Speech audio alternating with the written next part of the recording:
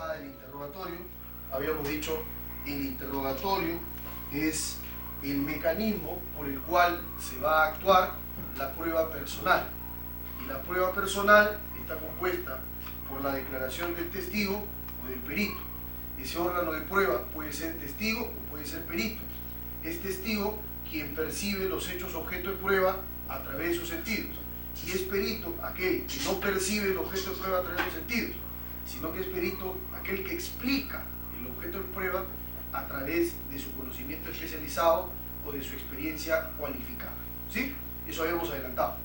Restaba mencionar la otra parte o el otro tipo de prueba. La prueba personal se actúa vía interrogatorio, pero hay otra prueba importante también, que es la prueba documental.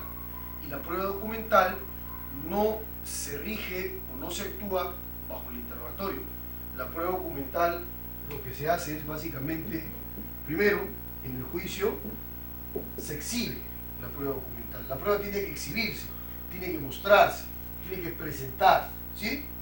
Luego, sobre la prueba documental se hace una lectura u oralización, como quieran llamarlo. Es lo mismo. A efectos del código, el código asimila para el caso de la prueba documental lectura u oralización.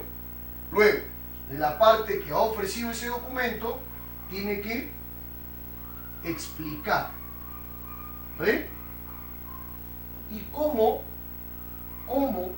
la otra parte ejerce el contradictorio? La otra parte tiene que refutar o aclarar ese documento. ¿Sí? Esos son los tres pasos de la prueba documental. La prueba documental se exhibe o se muestra. La parte que le exhibe o la muestra, luego la lee o oraliza.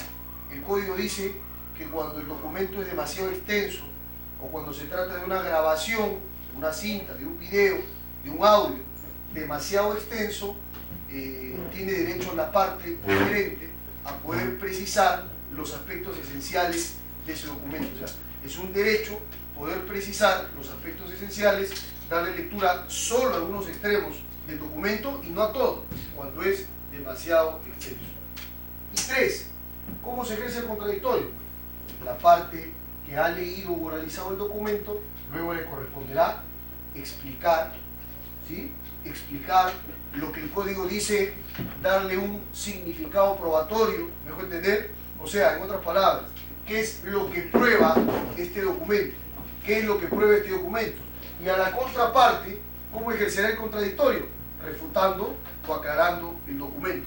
Hasta ahí pregunto, ¿se tiene claro esas tres fases del procedimiento de la actuación de la prueba documental? ¿Hay alguna duda? ¿Alguna pregunta? Doctor. Cuando se hace el interrogatorio a un testigo, a un perito, y cuando uno tiene un documento que se ha admitido, quiere resaltar memoria.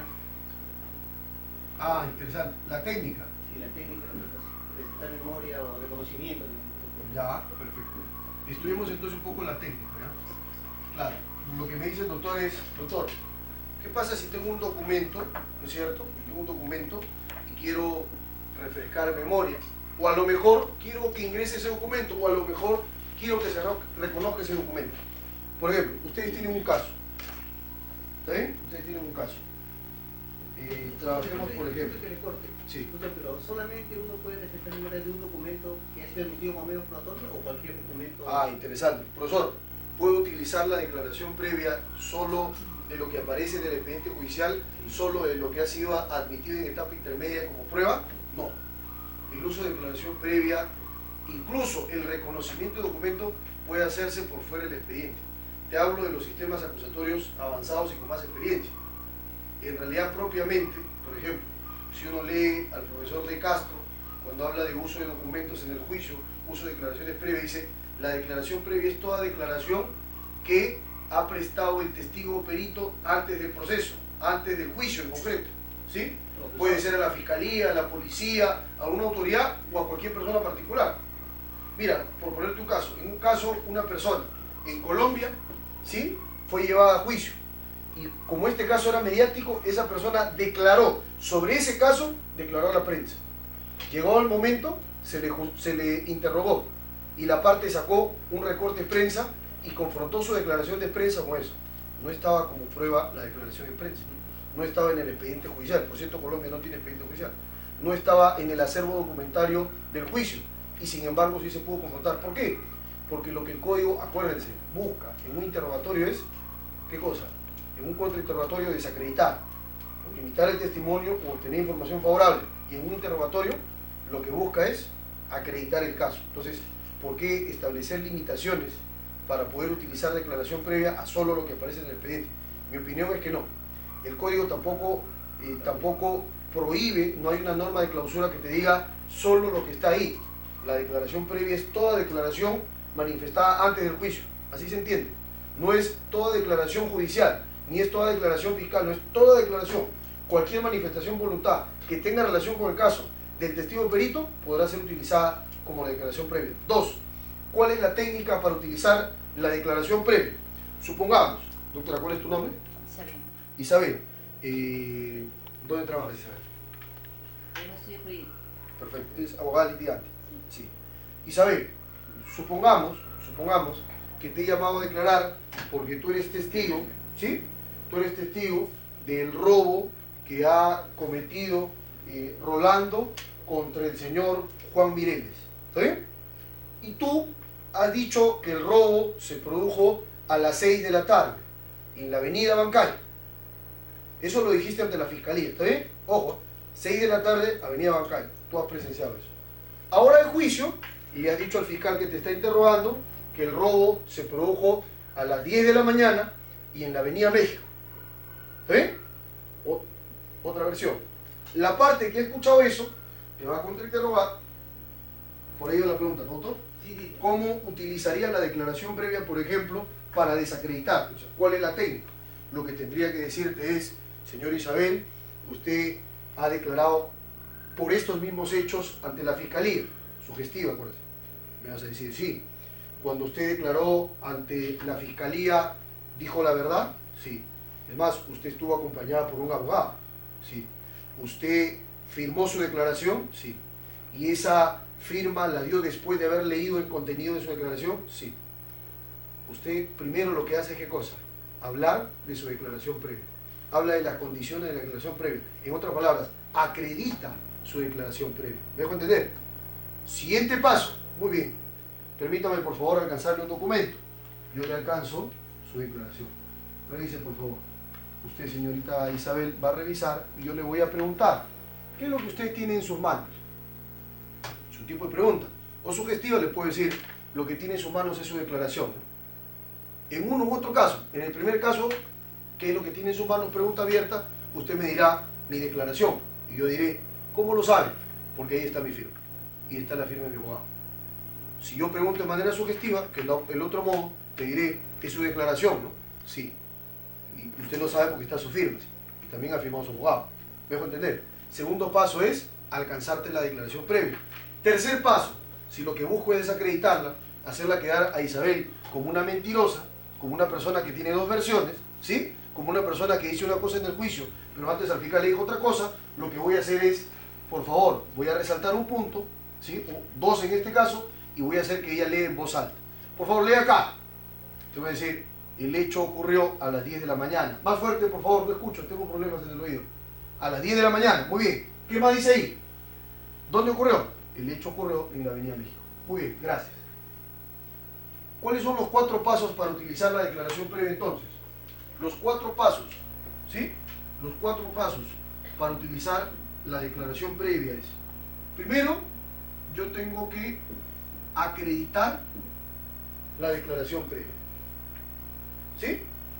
O sea, tengo que hacerle reconocer que ella tuvo una declaración previa. Ese es el primer paso. El segundo paso, yo tengo que ¿sí? Cuarto paso, tengo que acabar,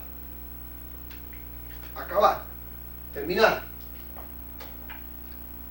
La tentación es que haga la siguiente pregunta. ¿Por qué usted entonces dijo ahora que fue a las 6 de la tarde y en la avenida Bancay? y esa pregunta tentadora, y esa pregunta de película gringa, nos puede generar que Isabel me dé una explicación. A lo mejor Isabel no se intimida con las preguntas y me suelta una explicación razonable. Va a mentir, pero al final salió de la mentira. ¿Me dejo entender? Salió de la contradicción. Entonces, la técnica del uso de la declaración previa para evidenciar contradicción requiere 4 cosas. Primero, hablo de la declaración previa, ¿sí? La acredito. Segundo, la hago reconocer. Tercero, la hago leer en voz alta los puntos contradictorios. Y cuarto, acabo, termino. Ese es el uso de declaración previa con fines de contradicción. O sea, para evidenciar que Isabel ha mentido, que Isabel está diciendo una cosa distinta a lo que dijo antes. Ese es el procedimiento. Ahora, hay otro procedimiento. ¿Qué pasa si Isabel es mi testigo? ¿Está bien?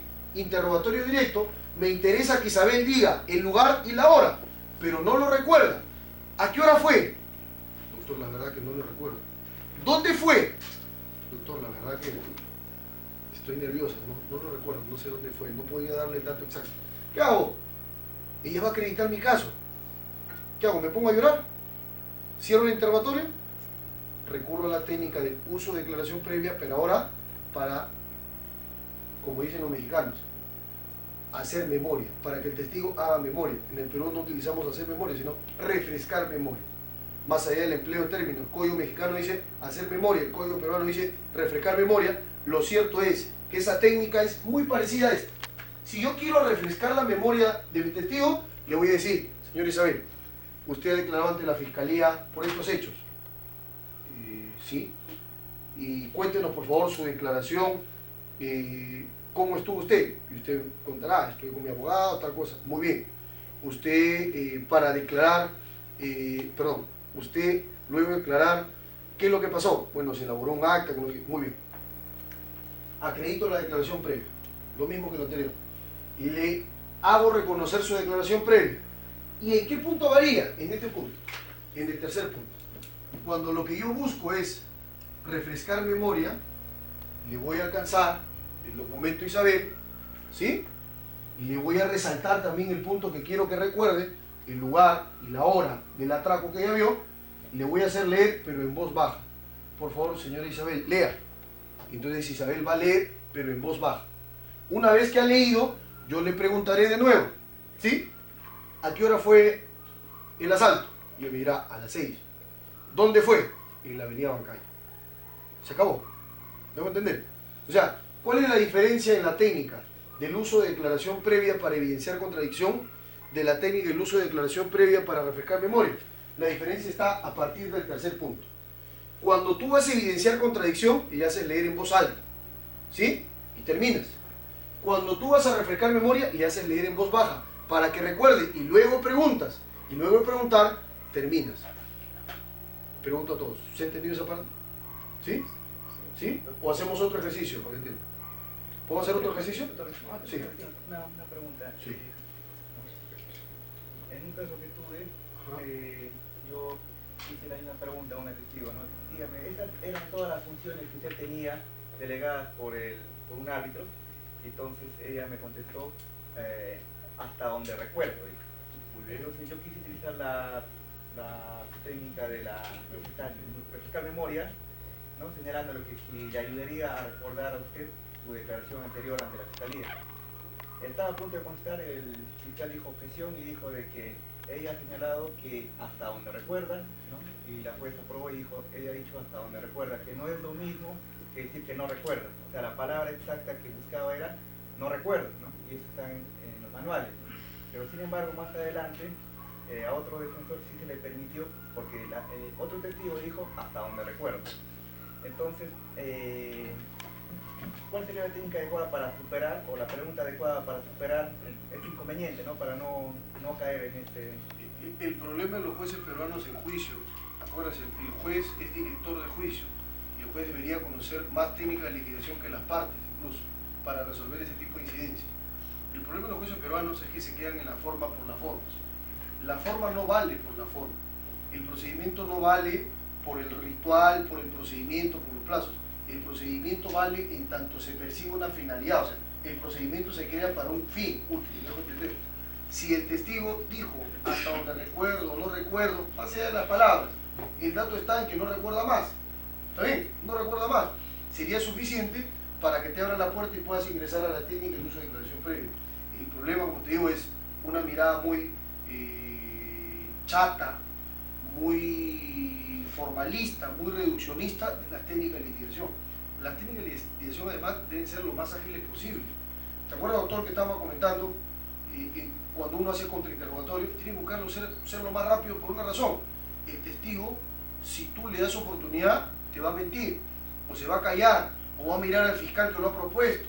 ¿Sí? ¿Me dejo entender? Eso es lógico, porque no es tu testigo.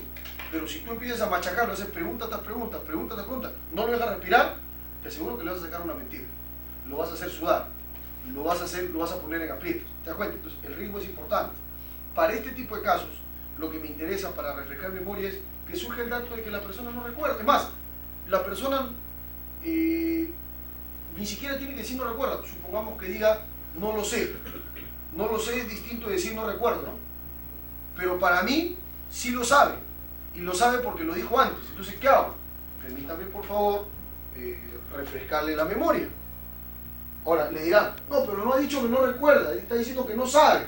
Sí, está bien, pero en uno u otro caso tengo absolutamente el derecho de poder utilizar una técnica de una declaración. Ella me dirá si es su declaración o no para poder refrescarle la memoria. ¿Me dejo entender? No importa tanto la expresión, lo que importa es hacer ingresar esta declaración previa. Vamos a ponernos en otro caso. Vamos a practicarlo con este casito, ¿ya? Por ejemplo, el señor Tomás Andrade Ochoa es el portero. En este caso la imputación es la esposa mata al esposo, móvil celos. La esposa era infértil, no le podía dar un hijo al esposo y el esposo se metió con la compañera de trabajo y no solo eso, sino que le embarazó. No solo eso, sino que el esposo un día de curiosa mirando el Facebook descubrió la infidelidad. Descubre la infidelidad, encima va a tener un hijo, encima se va a llamar Lionel Messi el hijo. Terrible, ¿no? Terrible. Va a ser un gran futbolista, terrible. Cegada por los celos, lo mata. Esa es la imputación. Un testigo, que es el señor Tomás Ochoa, sí.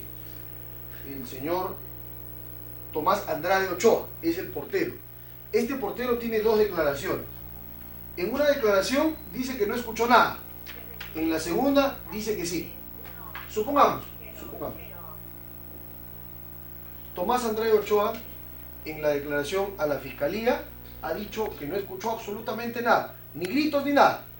Pero ahora viene a juicio y dice que escuchó gritos, dice que escuchó auxilio, dice que escuchó socorro, supongamos.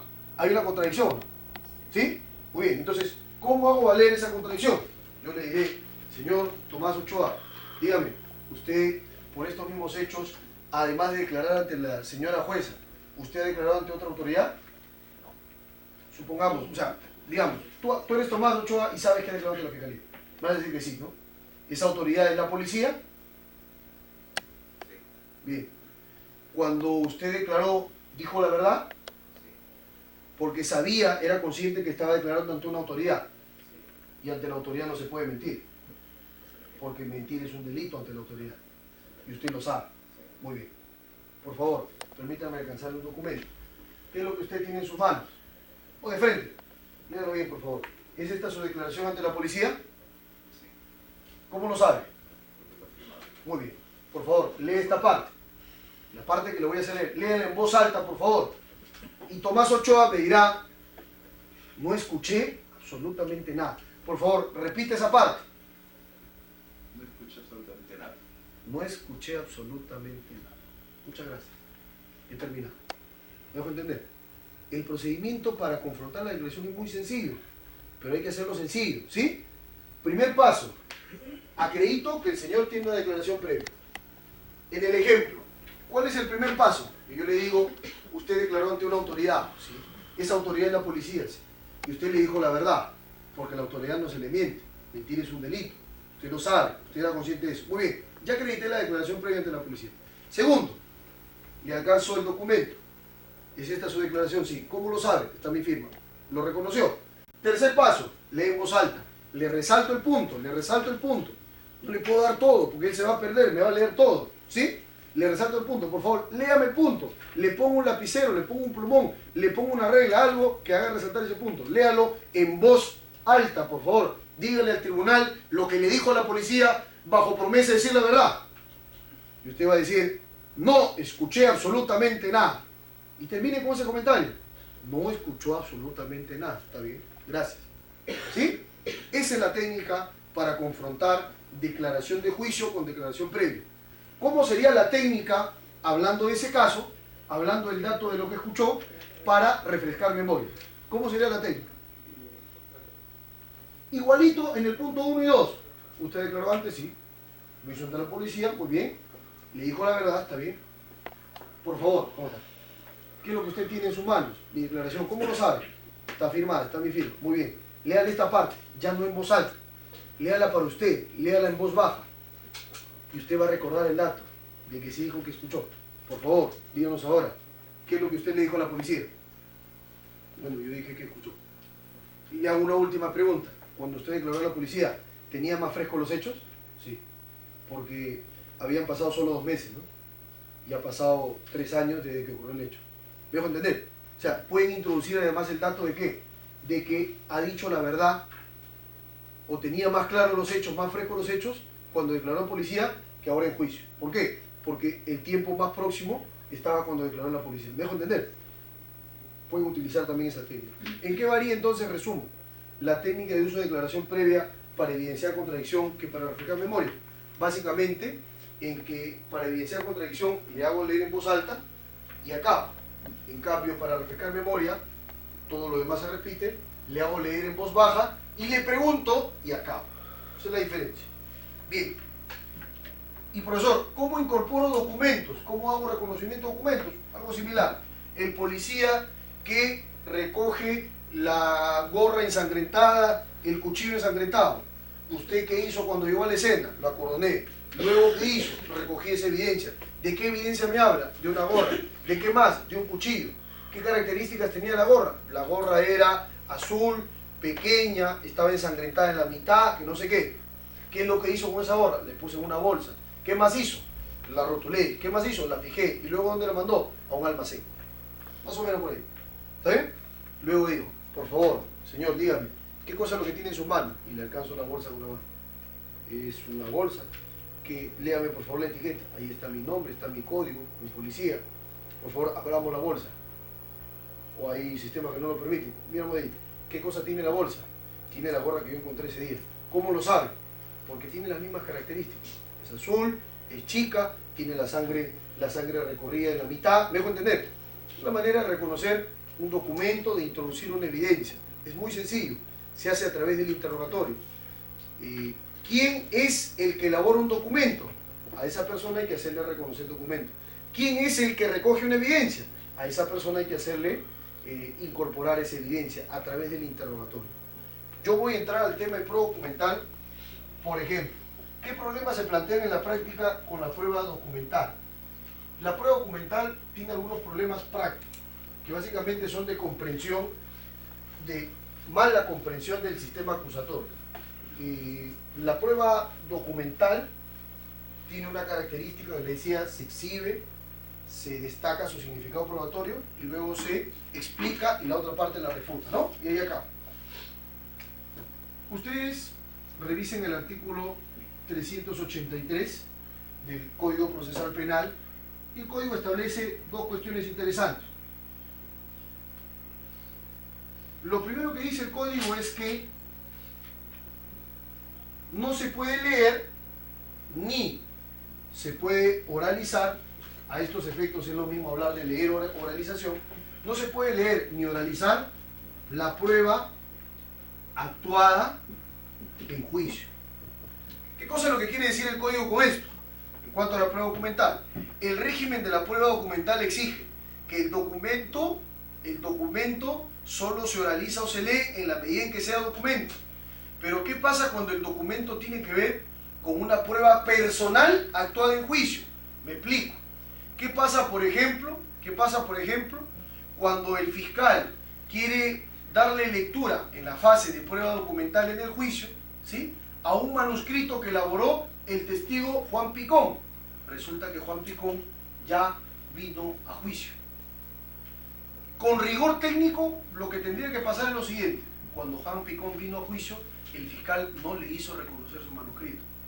Se fue Juan Picón, se fue, llegamos a la fase documental y el fiscal quiere ingresar el manuscrito de Juan Picón. Técnicamente, y a partir del artículo 383.1, no se podría. ¿Saben por qué? Porque el fiscal renunció a ingresar el documento, a hacerle reconocer el documento de quién lo suscribió. ¿Quién elaboró ese manuscrito? Juan Picón. Juan Picón vino a juicio, ¿sí? ¿Se le preguntó por el documento? No se le preguntó. Entonces hay que aplicar la norma 383. No se puede leer ni analizar prueba actuada de juicio. Esta norma lo que quiere decir es que si ya ha habido actuación de prueba personal, si ya se interrogó a autor del documento, el documento no ingresa por separado. ¿Me dejo entender? ¿Sí? Ahora, hay otra norma también que entender. Profesor, ¿en qué casos, por ejemplo, se puede usar declaraciones escritas de testigos o peritos? O sea, ¿bajo qué supuestos, porque sí los hay, excepcionales por cierto, sí se puede incorporar como prueba documental la declaración escrita del testigo o perito? ¿Sí? Se puede bajo estas circunstancias. Cuando el testigo o el perito, pese, ojo con este dato, pese a que el testigo o perito ha sido convocado a juicio, ha sido llamado a comparecer a juicio, ha sido llamado para ser interrogado en el plenario y lo ha sido debidamente notificado, ese testigo o perito no va a juicio, pero no lo va por algunos supuestos muy concretos, fíjense, porque el testigo o perito murió. Ha habido casos en donde se llama a declarar al testigo o al perito, ¿sí? Un día antes de que vaya a declarar, ocurre una desgracia, muere el testigo o perito. ¿Qué hacemos? Entonces el código se ha puesto en un escenario, dice, si es que el testigo o perito no va a juicio, entonces lo que hay que hacer es leer su declaración previa ante la fiscalía. ¿Me dejo entender? Es imposible que declare en juicio, entonces hay que leer su declaración previa. Primer supuesto donde sí se puede leer la declaración previa y no se necesita el interrogatorio del propio testigo o perito. Primer supuesto, muerte del testigo o perito. Segundo supuesto, el testigo o el perito se encuentra enfermo.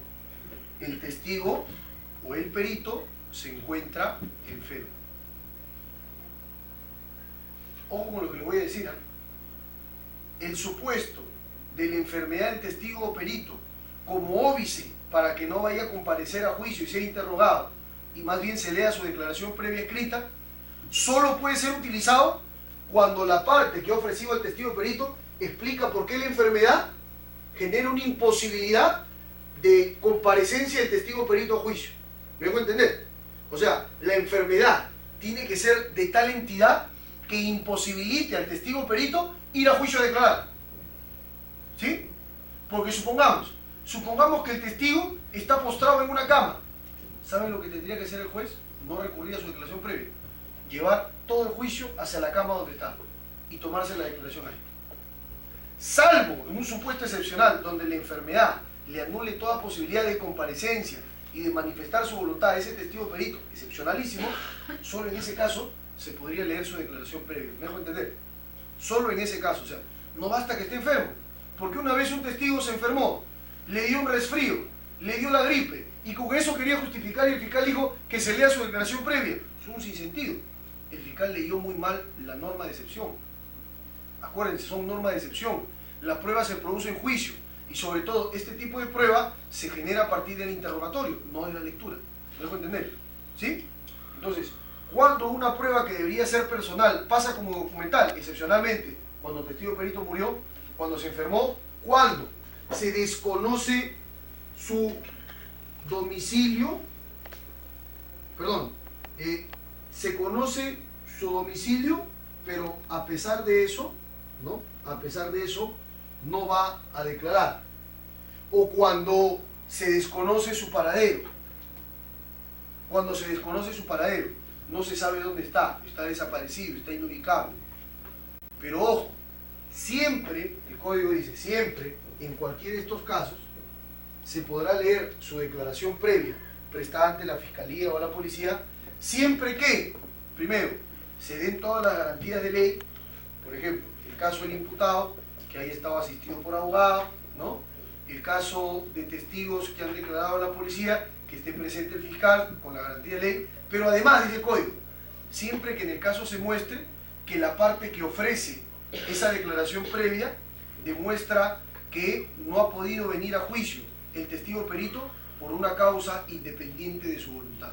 En otras palabras, quien ofreció al testigo perito hizo todo lo posible, agotó todos los medios para que vaya a juicio a ser interrogado, pero lamentablemente no se pudo, lamentablemente no llegó pese a todos los esfuerzos. O sea, la discusión para que ingrese como prueba documental lo que debería ser prueba personal se da excepcionalmente, ¿sí? No es la regla, es la excepción.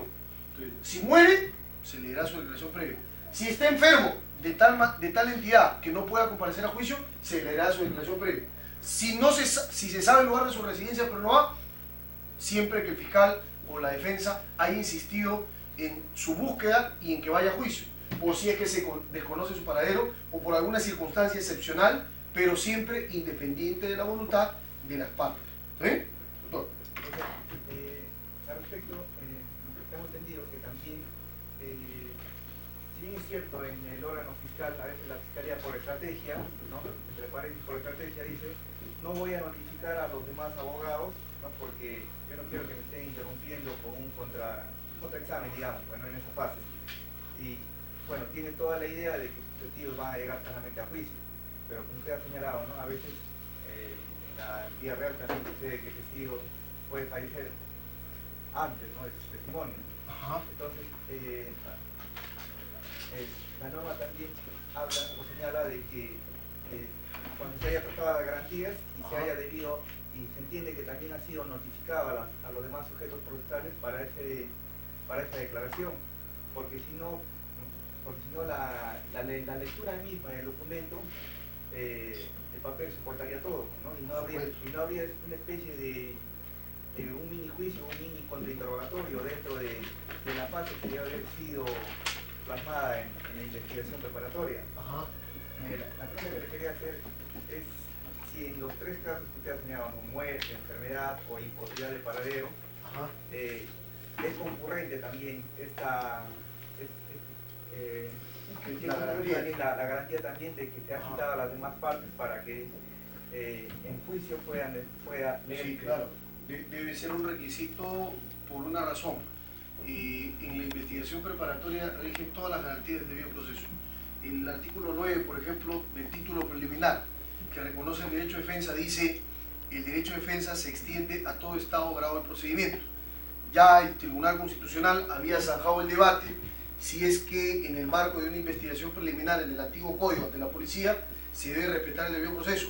El Tribunal Constitucional, en el caso Samuel Gleiser Katz, dijo que sí, siguiendo una jurisprudencia de la Corte Interamericana, por cierto, sin citarla, que es el caso Maritza Urrutia contra Guatemala, donde la Corte Interamericana había establecido en toda investigación fiscal o policial ya debe garantizarse el artículo 8 de la Convención, o sea, el debido proceso, ¿no? Por ahí va, o sea, sí hay que reconocer esas garantías. Ahora me pongo en un punto, profesor. ¿Qué pasa que en un caso, no hablemos de juicio, pero mi testigo está enfermo, mi testigo está amenazado, mi testigo está sobornado, o se le ha prometido soborno, o mi testigo simplemente tiene las horas contadas, tiene los días contados? ¿Qué pasa en ese caso, profesor? No estamos en juicio. Usted nos ha dicho, la prueba se actúa en juicio. El artículo 393, inciso 1 del Código, dice: el juez, para fundar su sentencia condenatoria o absolutoria, solo lo hará sobre actos de prueba, es decir, sobre la prueba incorporada legítimamente al juicio, ¿sí? Si la regla es, la prueba solo se produce al juicio, ¿qué pasa en esos escenarios, profesor? Y ahí hablemos un poco de dos conceptos claves: prueba preconstituida y prueba anticipada. ¿Cuál es la diferencia? En la práctica se suele confundir prueba preconstituida con prueba anticipada. En la práctica se dice lo mismo, dice preconstituida o anticipada. Y no es así, es preconstituida, o se dice preconstituida o anticipada en el sentido de asimilarla, pero en realidad es preconstituida y anticipada. O sea, son dos tipos de pruebas distintas. Hablemos primero de su semejanza, de su parentesco. ¿En qué se parece la prueba anticipada de la prueba preconstituida? Vamos a hacer una pregunta. ¿Está bien?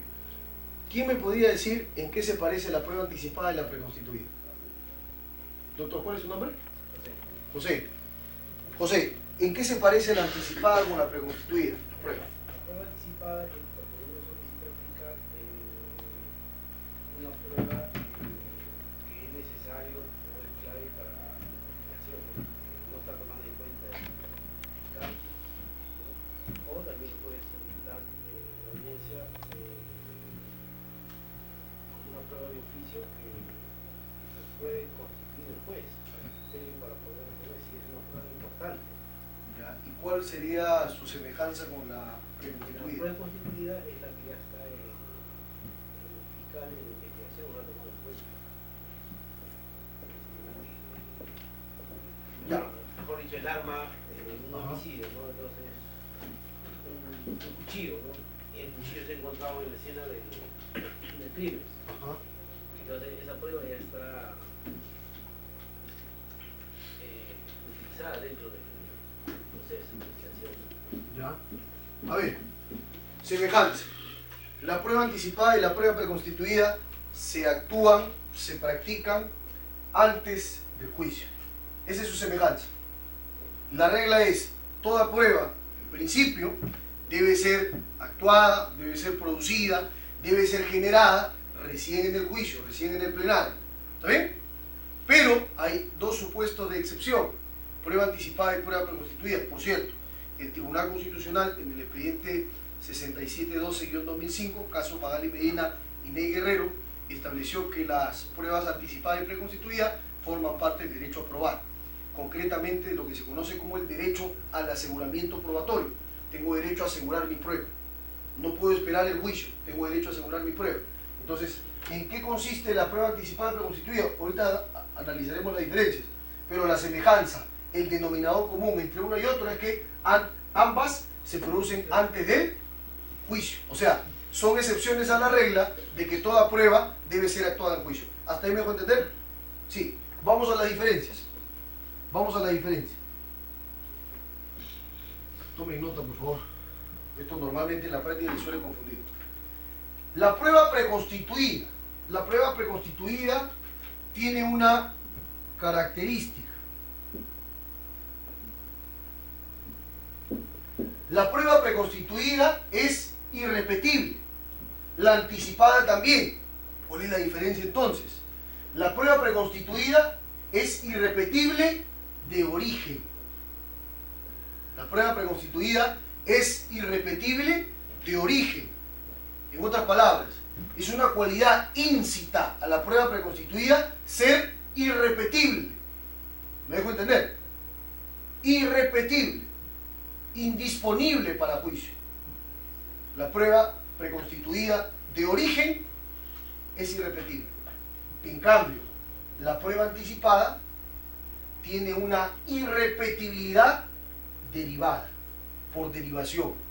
Repito, la prueba anticipada tiene una irrepetibilidad derivada o por derivación. Pongo un ejemplo. Terminamos el curso, nos vamos a tomar un par de cervezas en el bar Guaycolor. ¿Está bien? Nos vamos a tomar un par de cervezas en el bar Guaycolor. Estamos tomando, de repente se acercan unas señoritas, ¿sí? Empiezan a conversar. ¿Por qué no me invitas una cerveza? Empezamos a hablar del partido Perú-Ecuador, cómo no ganó Perú, qué gol le faltó meter, ¿no? Empiezan a conversar de fútbol, porque para eso se acercan las señoritas, ¿no? A conversar de fútbol. Están conversando de fútbol, ¿no? Que quién jugó peor, en fin, están en las críticas y de repente ingresa la policía. La policía entra y dice, empieza a revisar a todos, registra y de repente en el bar Guaycoloro encuentran condones, encuentran espacios con cortinas, en donde todo parece indicar que se ejercía la prostitución de manera clandestina. La fachada era de bar, en el fondo en realidad era nada más y nada menos que un prostíbulo encubierto bajo la fachada de bar. ¿Me dejo entender? ¿Qué hace la policía entonces? Hace registro personal a todo. Te registra doctor, lo registra José, lo registra Rolando, lo registra Juancito, lo registra todo, ¿está bien? ¿Qué cosa encontraron en el registro? Pero además incauta. ¿Qué cosa incauta? Los condones. ¿Qué cosa incauta? Las botellas que encontraron. ¿Me dejo entender? Ese registro, luego la policía lo documenta en un acta. Esa incautación lo documenta en un acta. Acta de registro personal, acta de incautación, acta de registro domiciliario. ¿Me dejo entender? ¿Sí? Acta de inmovilización. Todas las actas que hace. Pregunto, todas esas actas que hace, ¿cómo se llama? Prueba preconstituida. Pregunto, de acá a 2 años se va a hacer el juicio por el caso Guaycolor. ¿Vamos a esperar los 2 años para que la policía nos registre?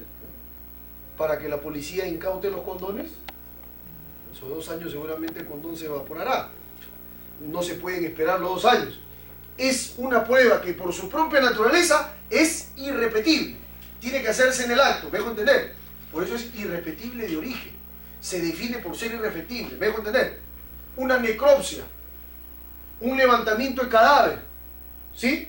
Un pesaje de droga, un análisis, un resultado de análisis preliminar químico. ¿Qué cosas son? Pruebas preconstituidas.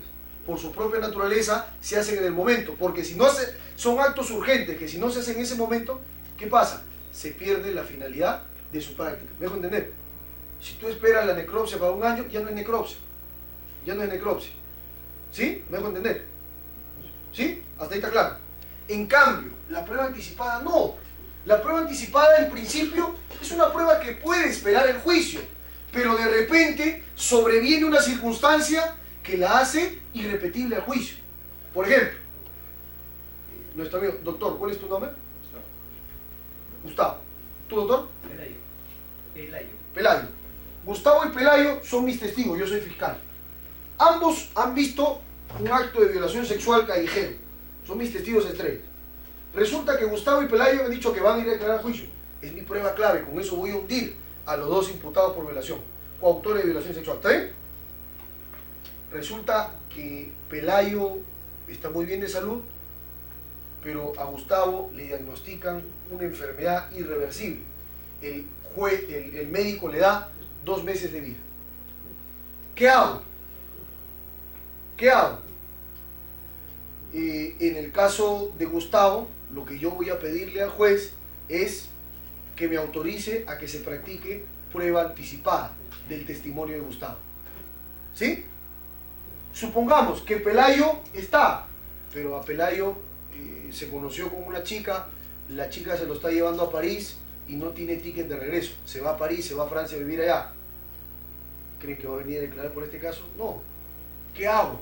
En esos 2 supuestos estoy en caso de prueba anticipada. ¿Por qué? En principio los 2 podían esperar el juicio, ¿no? El juicio va a ser acá 1 año. No hay ninguna circunstancia por la que no pidan. Pero sobreviene un evento. En el caso de Gustavo, su enfermedad terminal.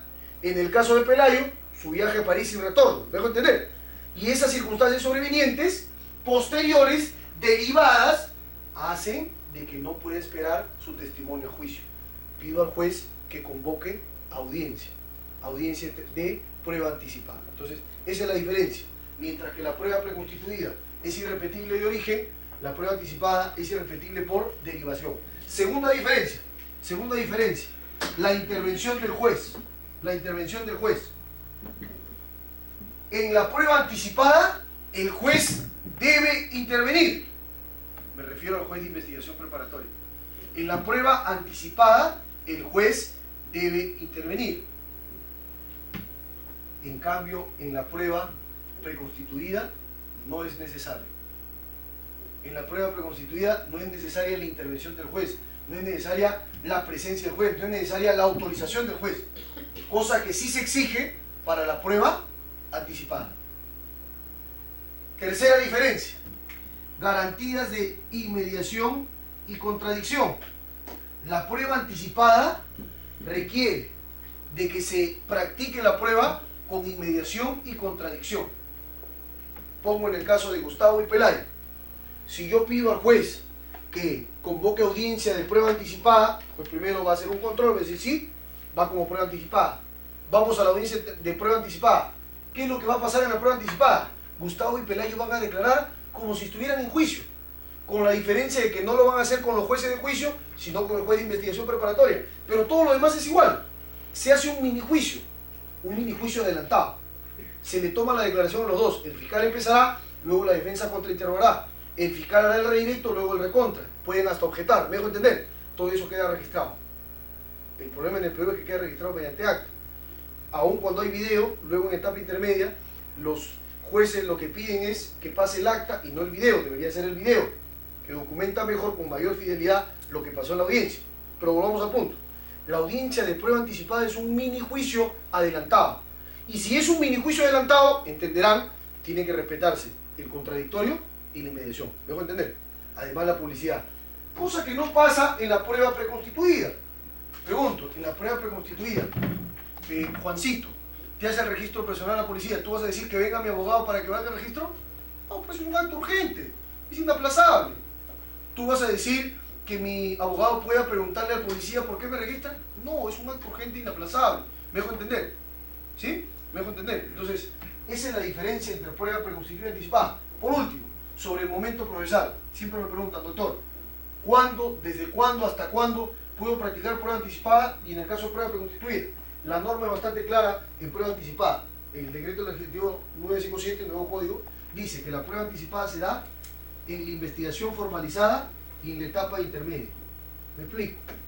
La prueba anticipada se da desde que se formaliza investigación y hasta antes que se concluya la etapa intermedia. Esos son los dos momentos para pedir la práctica de la prueba anticipada. Desde que formalizaste la investigación hasta antes que concluya la etapa intermedia. En otras palabras, no hay prueba anticipada en diligencias preliminares. No hay prueba anticipada en diligencias preliminares. En cambio, la prueba preconstituida, por su propia naturaleza, ¿sí? Dado que la prueba preconstituida es un acto urgente, es un acto inaplazable, la prueba preconstituida se practica en diligencias preliminares. La prueba preconstituida se practica en diligencias preliminares. Resumo, la prueba preconstituida y la prueba anticipada son manifestaciones del derecho a la prueba, concretamente, aseguramiento de la prueba. Caso Magali Medina y Ney Guerrero. ¿Está bien? 2. ¿Cuál es su semejanza? ¿Cuál es su parentesco? Que ambas constituyen excepciones a la regla de que la prueba se produce en juicio y ambas se dan antes de juicio. ¿Cuál es la diferencia? 4 diferencias. Primero, mientras la prueba preconstituida es irrepetible de origen, la anticipada es irrepetible por derivación. Es decir, mientras la prueba preconstituida por su propia naturaleza es irrepetible, pues en la anticipada sí. Tercero, las garantías de la inmediación, contradicción y publicidad son exigibles en la prueba anticipada, mini juicio adelantado, cosa que no es necesario para la prueba preconstituida. Cuarto y último, momento procesal. La prueba anticipada se da en investigación formalizada y hasta antes que concluya la etapa intermedia. Se hace ante el juez de investigación preparatoria. En cambio, la prueba preconstituida se da en diligencias preliminares. ¿Se entendió? ¿Sí? Muy bien. Cierro ahora con la parte alegato final para poder trabajar nuestro casito.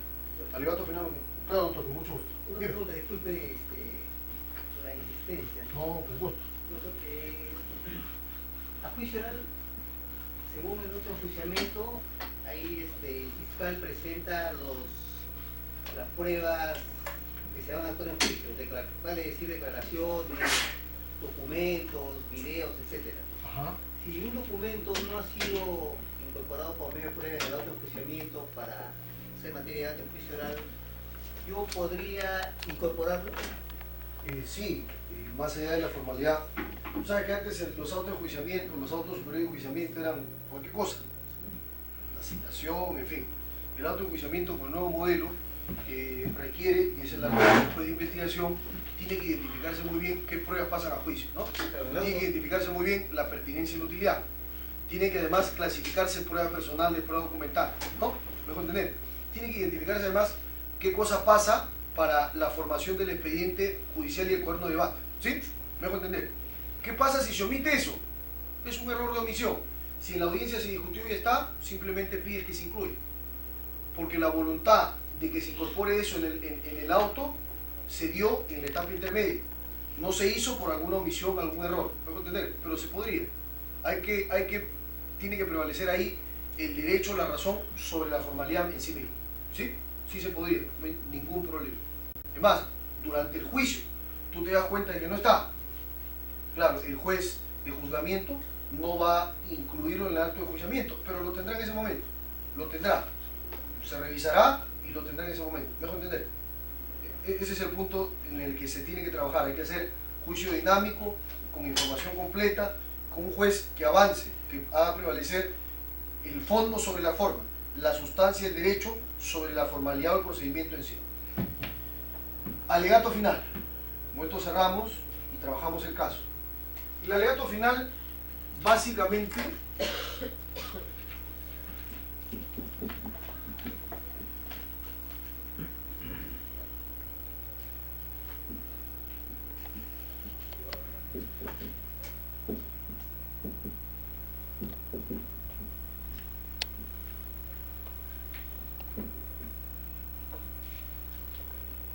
el alegato final se explica a través de tres ideas fuertes.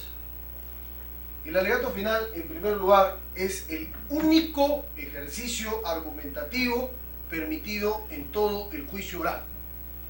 Si ustedes me preguntan, ¿cuál es el único momento en el que las partes, fiscal, defensa, actor civil, tercero civil, pueden argumentar? Es en el alegato final, no antes, nunca antes. Ni cuando interrogan, contrainterrogan, objeción argumentativa. Ni cuando objetan, solo tienen que fundar su objeción, no argumentar más. Ni cuando destacan prueba documental, solo significado, aclaración y refutación. Nunca en el juicio se puede argumentar, solo en el alegato final. Por eso se define como el único ejercicio argumentativo en todo el juicio oral. Es el único ejercicio argumentativo, es el único momento del juicio donde las partes pueden argumentar. Dos, ¿sobre qué argumentan las partes? ¿Sí? Segunda idea, ¿sobre qué argumentan las partes? Las partes van a argumentar sobre lo que en el juicio se probó, es decir, ¿qué se probó y cómo se probó? ¿Qué se probó y cómo se probó? El alegato final tiene que dar respuesta a esas dos interrogantes. ¿Qué se probó en el juicio? ¿Cómo se probó en el juicio? Se probó que Juan mató a Lucha el 3 de enero del 2015. ¿Cómo se probó? La circunstancia del tiempo se probó con la declaración de Blas Silva. La circunstancia en que Juan le clavó el cuchillo se probó con la declaración de la hermana de la víctima que estuvo en el hecho. La causa de la muerte, ¿sí? La hemorragia, no sé qué, se probó con la declaración del médico y la introducción a través de su interrogatorio del protocolo de necropsia. ¿Me dejo entender? O sea, hay que decir qué se probó y cómo se probó. ¿Qué se probó y con qué se probó? El hecho se ha probado con un testimonio, con dos testimonios, con tres. Se ha probado con un documento, con dos, con tres. No estamos en el sistema de la tarifa legal, mucho menos en el sistema de íntima convicción. Estamos en un sistema de libre valoración razonada de la prueba. Así lo ha admitido la Corte Suprema. Revísese desde el acuerdo plenario 2-2005, también lo hizo en el 1-2011, en todos los acuerdos plenarios cuando ha hablado sobre prueba en general, prueba de casos de delitos sexuales, la Corte Suprema asume que estamos en un sistema de libre valoración razonada de la prueba. No estamos en tarifa legal porque ese es propio del inquisitivo, tampoco en el de íntima convicción porque ese es propio del sistema conjurado. Canadá, Brasil, Argentina en 2 provincias, Inglaterra, Gales, Escocia, pero no el Perú. ¿Sí? No estamos en un sistema, repito, ni de tarifa legal ni de íntima convicción, sí de libre valoración razonada de las pruebas. Por tanto, un hecho se puede probar con un solo documento. No existe la figura del testis nullus. Un testigo es un testigo que no vale, eso no. Ese aforismo es propio del sistema inquisitivo, no vale para el sistema acusatorio. ¿Qué se probó? ¿Qué hechos se probaron? ¿Cómo se probó? Con testimonio, con documentos. ¿Sí? Por último, ¿qué es el alegato final? El alegato final es un proyecto de sentencia para el juez. La parte tiene que hacer tan bien su alegato final, que ese alegato final tiene que ser un proyecto de sentencia para el juez. ¿Qué cosa significa que sea un proyecto de sentencia para el juez? Que en el alegato final tú tienes que explicarle al juez qué se probó, cómo se probó. Juez, cumpla con este proyecto, dicte la sentencia asumiendo mi proyecto de sentencia. ¿Lo puedo entender? ¿Qué se probó y cómo se probó? Tan claro como eso. Se probó esto, se probó con esto. Se probó esto, se probó con esto. Es el único ejercicio argumentativo. Pongo un ejemplo. Yo diré, si soy abogado defensor, usted recuerda que la fiscalía dijo que iba a probar que mi patrocinado le robó a Lucho Domínguez el 3 de enero del 2014, que le robó ahora a 6 de la tarde, que le robó en la avenida Bancay, cerca del edificio Alzamora Valdés. Eso es lo que le dijo la fiscalía, ¿no es cierto? Lo recuerda usted, señor juez. Se lo dijo en pie. Se lo dijo jugando su credibilidad con esa promesa probatoria. Después de todo este juicio, después de toda la prueba, le digo a usted, señor juez, que la fiscalía no cumplió con su promesa. La fiscalía se comprometió a algo a probar y no probó. Usted recuerda que esa afirmación iba a ser probada con la testigo Isabel. Vino a juicio Isabel, declaró, levantó la mano derecha, dijo, juro decir la verdad. Isabel era consciente que si mentía, cometía el delito de falso testimonio, delito contra la administración de justicia. Estoy argumentando. Y sin embargo, ¿qué hizo Isabel, señor juez?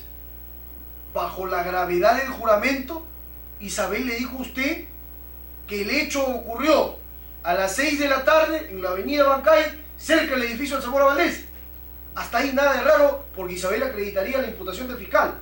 Pero, oh sorpresa, le hice ver, y usted fue testigo, señor juez, usted estuvo ahí, usted miró, usted escuchó a Isabel, de que Isabel mintió desconociendo la gravedad del juramento, le mintió mirándola a los ojos, le mintió alzando la mano derecha, jurando decir la verdad, porque Isabel había declarado ante la policía, en donde le dijo también que había dicho la verdad, y a la policía le dio una versión completamente distinta, ni siquiera distinta, contradictoria. A la policía le dijo, yo vi el robo fue a las 10 de la mañana, y no solo mintió en el dato de la hora, también mintió en el lugar porque dijo que fue en la avenida México, y no en la avenida Abancay, como le dijo usted. ¿Se le puede creer a ese testigo? ¿Se le puede creer a Isabel? La defensa considera que no. Y este caso ha sido construido sobre la base del testimonio de Isabel. ¿Qué es lo que he hecho yo? He argumentado sobre la prueba. El argumento no solamente es retórico, sugiero que también lo sea en alguna parte. El argumento sobre todo es probatorio. Ustedes cuando argumentan probatoriamente, lo que hacen es analizar la prueba actuada en juicio. ¿Se han dado cuenta del ejercicio que he hecho? Yo he analizado la declaración de Isabel en un punto, en el punto donde mintió, en el punto donde hizo ver que dio dos versiones. La señora dos versiones Isabel nos dijo primero esto, luego nos dijo otro. La señora dos versiones Isabel nos dijo esto, luego nos dijo otro. ¿Le podemos creer a una persona que tiene dos versiones y que en ambas dice que dice la verdad, y en ambas jura decir la verdad, y en ambas es consciente de que puede cometer delito? ¿Le puede creer usted, señor juez? ¿Sí? Ese es el ejercicio que tienen que hacer en el alegato final. Argumentar sobre lo que se probó y cómo se probó. ¿Qué se probó? ¿Cómo se probó? Acuérdense, el único ejercicio argumentativo. ¿Qué se probó? ¿Cómo se probó? Proyecto de sentencia. ¿Cuándo pueden objetar el alegato final? Repito lo de la vez pasada. En dos escenarios. ¿Se acuerdan?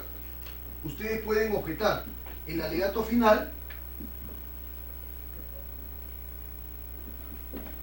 cuando la parte que hace el alegato final cita prueba inexistente, o cuando la parte que hace el alegato final tergiversa la prueba actuada en juicio. Repito, los dos supuestos donde ustedes podrían objetar el alegato final de clausura, de cierre, el alegato conclusivo, como dicen los colombianos, es cuando se cita prueba no actuada en juicio, prueba inexistente, o cuando se tergiversa la prueba actuada en juicio. Ejemplo del primer supuesto. Yo digo, acá vino a declarar el perito médico y él certificó que mi cliente sufre de impotencia sexual absoluta. O sea, no tiene capacidad de erección.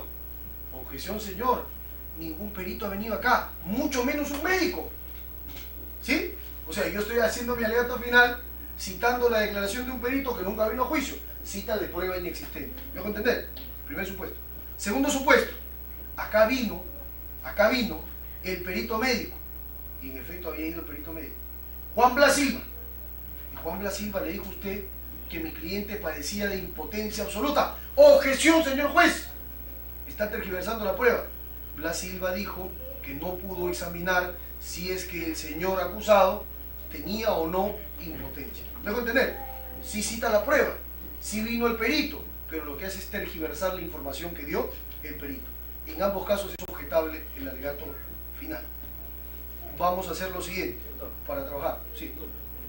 La objeción en el momento de los alegatos, ¿en ese momento se interrumpe o tiene que terminar el colega de hacer sus alegatos? Bien, tiene que hacerse en el momento, porque la objeción responde a un criterio de oportunidad. Porque le digo, algunos jueces se aplican el criterio que, señor, es que le está, es su turno del no le está informando, está formando sus alegatos, no le interrumpa. Sí. Casi todos hacen eso. ¿No? Y es lo clásico, ¿no? y te dicen, ya usted tendrá su momento para objetar, pero tú lo tienes que contestar lo siguiente: si usted dice que yo tendré un momento de objetar, eso ya no es objeción. La objeción se da apenas surge la información contraria a las reglas de prueba. Ya surgió la información, tengo el deber de objetar. Usted en todo caso dígame que no me permite objetar, pero no me diga que voy a objetar después, porque la objeción extemporánea no es objeción. La objeción que ya pasó no es objeción. Dígame que no me va a dejar objetar y que eso quede registrado, y punto. Eso es lo que tienen que decir.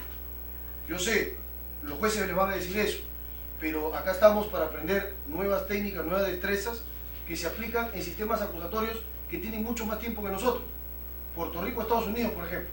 Y aún cuando hay bastantes detractores que dicen, no, pues, nuestro sistema no es el sistema americano. Yo no digo eso, pero hay técnicas que sí son de esos sistemas y se aplican acá. ¿Sí? Se aplican acá. Se deben aplicar en...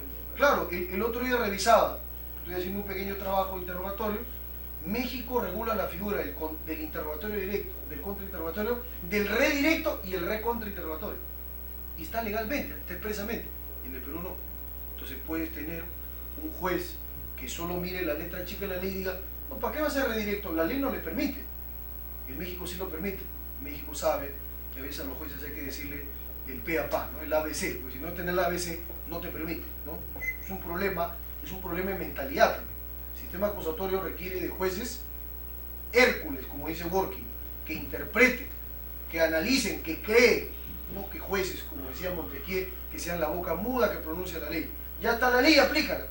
Hoy se aplica hasta control de convencionalidad, lo saben, ¿no? Caso Almonací Arellano contra Chile, caso Boyce y otros contra Barbados, de la Corte Interamericana. Los jueces tienen que aplicar control de convencionalidad, es decir, preferir la Convención Americana por sobre su ley.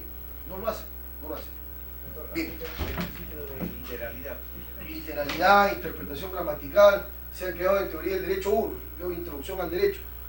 No aplican más, ni sistemática, ni interpretación teleológica, mucho menos criterio de interpretación constitucional como el prómine. Se resisten bastante a aplicar. Bien, ustedes tienen el caso, ¿sí? Vamos a trabajar dos cosas nada más, dos cositas, ¿ya? Los que no tienen, por favor, agrúpense con los que tienen. Agrúpense de dos. Nadie no nos anda. Juan.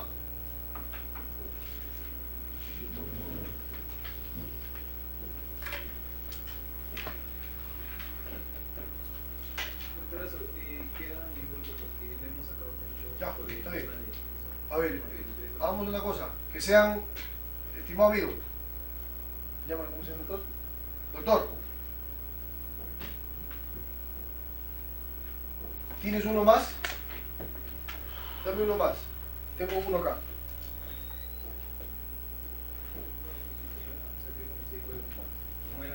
No, pero ¿a quién le ha dado los juegos?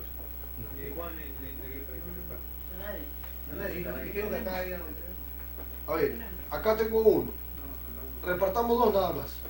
Con uno se trabaja, con otro trabaja. Repartamos dos. Juan de repente no tiene. Doctor, ven, hagamos una cosa sencilla.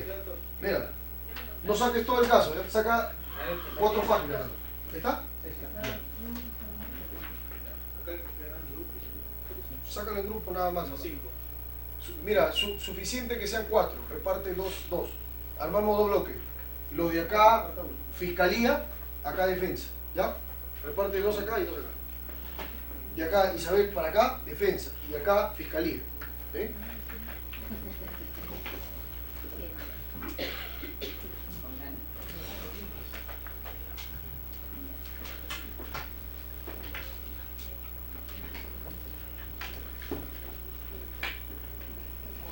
A ver, A ver. ¿Qué me interesa trabajar acá? ¿Quiénes son fiscales? Todo este grupo, ¿no? Fiscales. A ver, nombre, ¿ya? Rolando, José, Gustavo, Pelayo, Marcila, Jaime.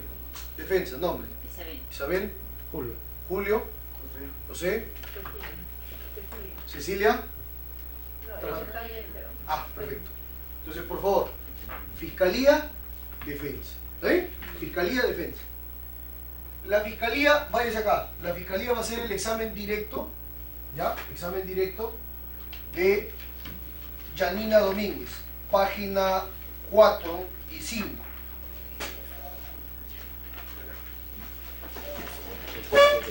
Preparen el examen directo de Yanina Domínguez, sobre la base de lo que aparece por escrito. ¿Está bien? Defensa. Prepare el examen directo de Raquel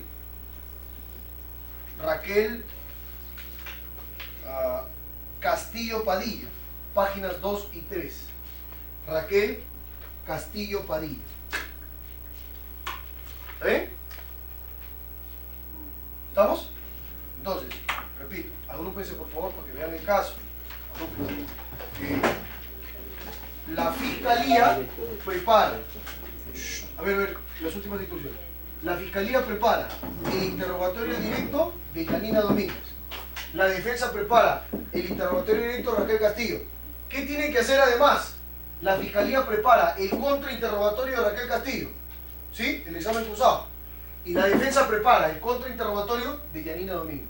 O sea, ¿con qué página vamos a trabajar? 2, 3, 4 y 5. Nada más. ¿Estamos? ¿Sí? Interrogatorio contra interrogatorio y objetarán. Atentos ahí para que objeten. ¿Ya? Vamos a darle 20 minutos. Terminen de revisar y practicamos. ¿Cuántos del grupo uno va a hacer del papel de Yanina? ¿Cómo? Uno del... Verdad. Por favor, designen el grupo quién va a ser Raquel, quién va a ser Yanina. Se prepare bien en su declaración. 7 minutos y empezamos. 7 minutos. Voy a cerrar.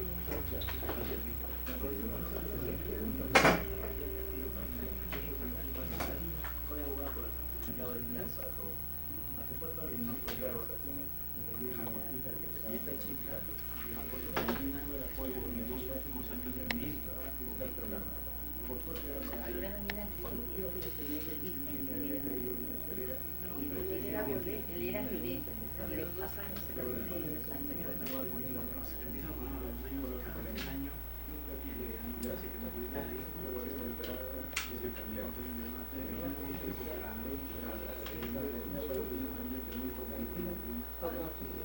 no se puede utilizar no se puede utilizar la estrategia, no se les ha ocurrido, no sé si para hacer la defensa de ella que bajo las circunstancias del miedo, del temor, las amenazas, las agresiones, los golpes, los maltratos y todo eso, ella ha actuado bajo ¿Más atrás? Sí, voy a hacer de Yanina.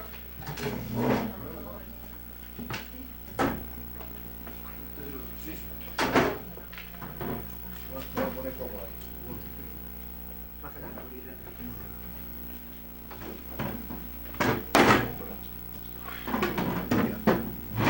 A ver.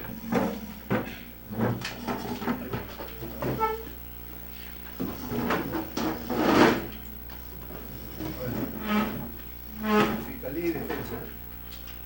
Ahí ven, ¿no? Ya. Fiscalía va acá. Fiscalía. ¿Quién va a interrogar a Fiscalía? Fiscal. ¿Quién va a ser el directo? Defensa va ahí. Atento a hacer objeciones. ¿Quién va a ser juez? ¿Quién va a defensa? ¿Quién va a contrainterrogar a Yanina?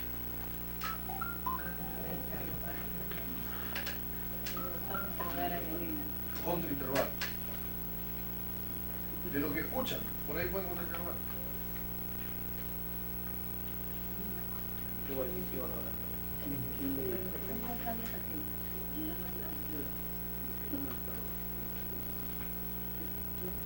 Sí. no han preparado el contrainterrogatorio, de lo que escuchen nada más.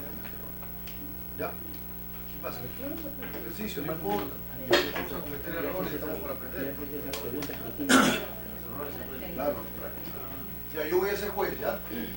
Yo voy a resolver sus objeciones. Voy a elegir la audiencia. Vamos a ir de frente. Interrogatorio de Yanina. Yanina es una testigo, señora Yanina Domínguez le presento, una testigo que ha sido ofrecida por el Ministerio Público. Señor fiscal, tiene el uso de la palabra.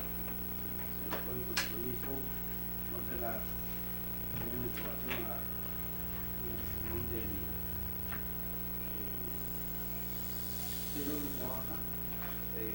Trabajo en el estudio Harry Potter. ¿En quiénes trabaja? Bueno, trabajo con mi jefe, con un equipo de personal. Entre ellos trabajaba el señor Alejandro Campos Rodríguez. ¿Hace qué tiempo está trabajando? Hace 4 años atrás.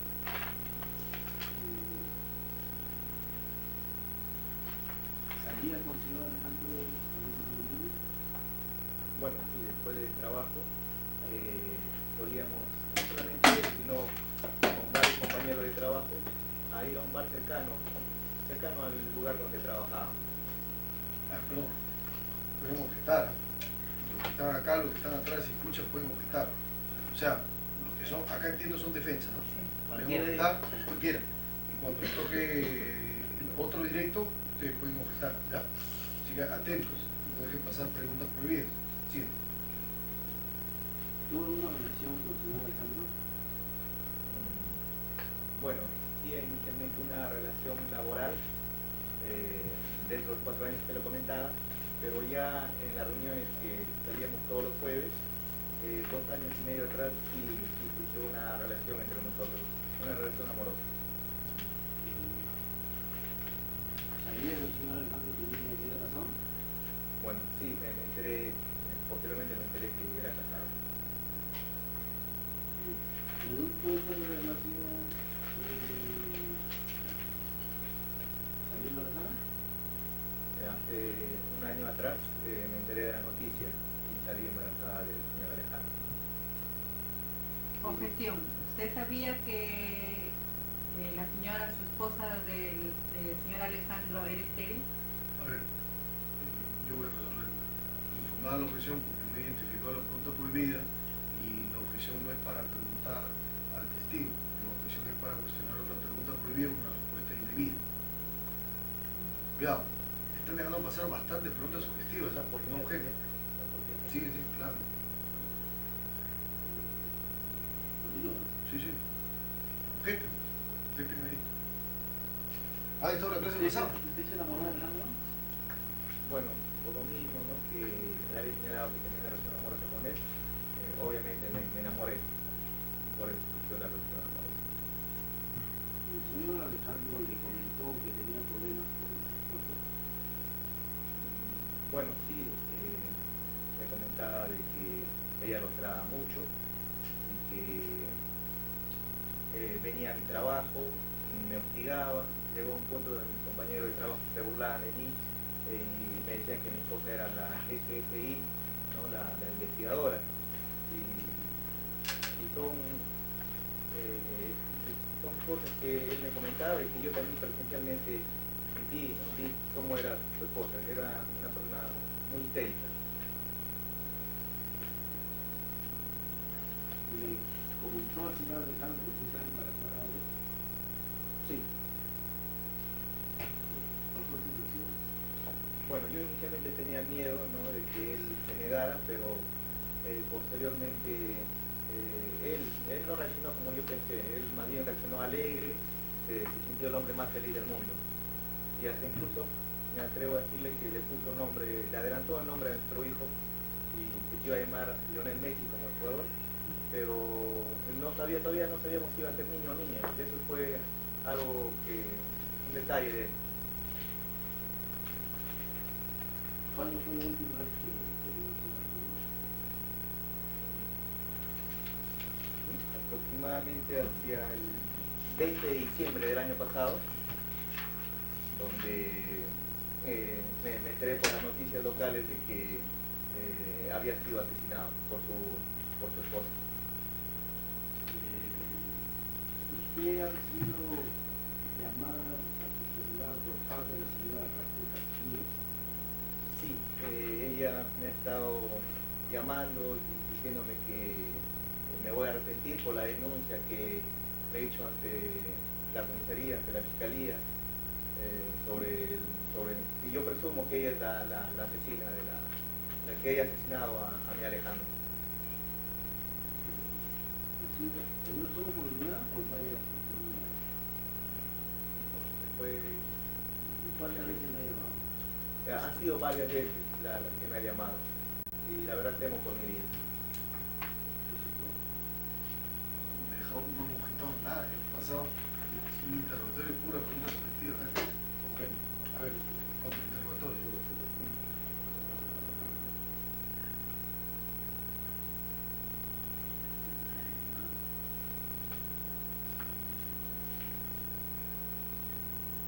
Soy Yanina. Sí, me llamo Yanina. Tú a sabiendas que Alejandro, un hombre casado, mantuviste una relación sentimental con él. Sí. Tú sabes que eso no está bien visto, ¿no? Bueno, Pregunta conclusiva. Es una pregunta conclusiva. Reformule su pregunta. Se pueden hacer preguntas sugestivas, pero no conclusivas.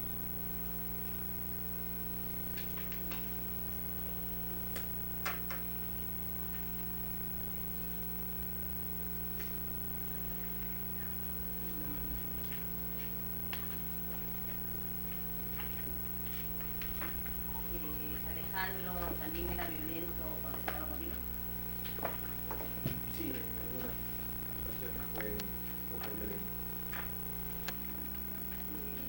A la raíz de la relación que mantuviste con él, él te habrá comentado, te habrá confiado que yo eres él, ¿no? Que bueno, cualquiera eres él. Sí, me lo comentó. Entonces, tú a raíz de eso quisiste tener un hijo con él. Bueno, no fue confesión, Conclusiva. conclusiva. Conclusiva. Tú quisiste tener un hijo con él. Está concluyendo que es distinta a la sugestiva.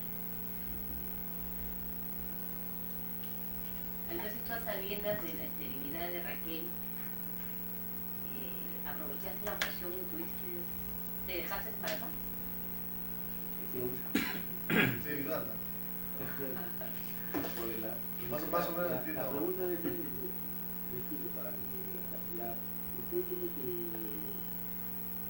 mejor dicho, si lo que ha declarado Yanina, es decir, es verdad que usted sabe que usted salía a tomar, no es sencillo. Mira, ¿cómo debes preguntar? Por ejemplo, la forma de hacer preguntas subjetivas para no llegar a hacer preguntas conclusivas.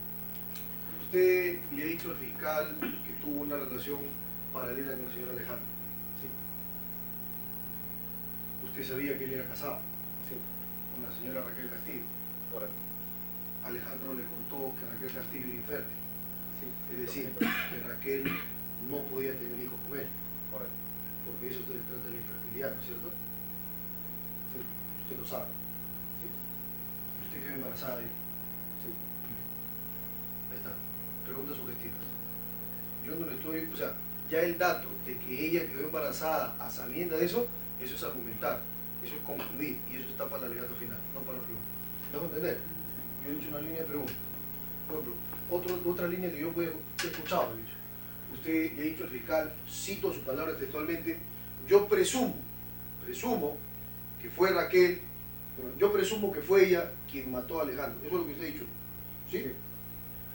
Lo he dicho bajo juramento. Sí. Cuando dice a ella, se refiere a Raquel Castillo, Sí, la acusada. correcto.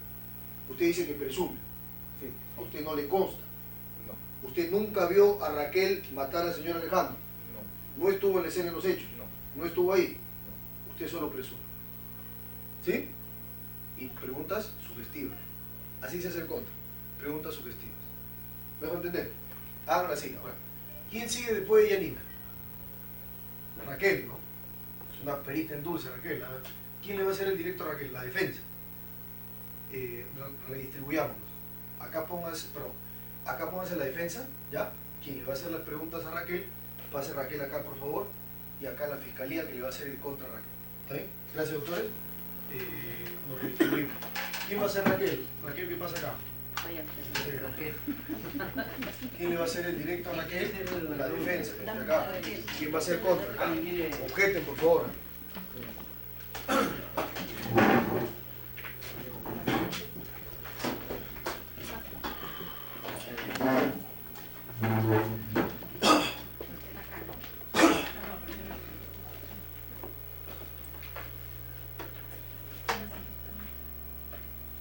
La defensa.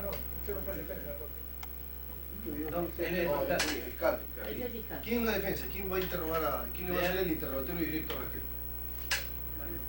Todo ese tiempo se han preparado para hacer su interrogatorio directo, ¿no? Entiendo que no puedan preparar el contra, pero el interrogatorio directo lo han hecho. ¿Quién le va a preguntar algo? Vamos a sorprender, vamos a equivocarnos normal.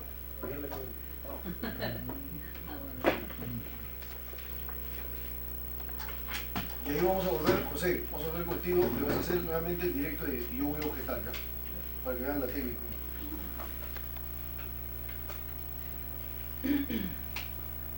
Vamos, empiece por favor. Hagan las preguntas, sí, y la señora Raquel. Primero preguntas de acreditación. ¿Quién es? ¿Se puede identificar? Soy Raquel Casquillo. Díaz, tengo 35 años. ¿Me puede narrar los motivos de por qué está usted, se le ha citado aquí a la audiencia?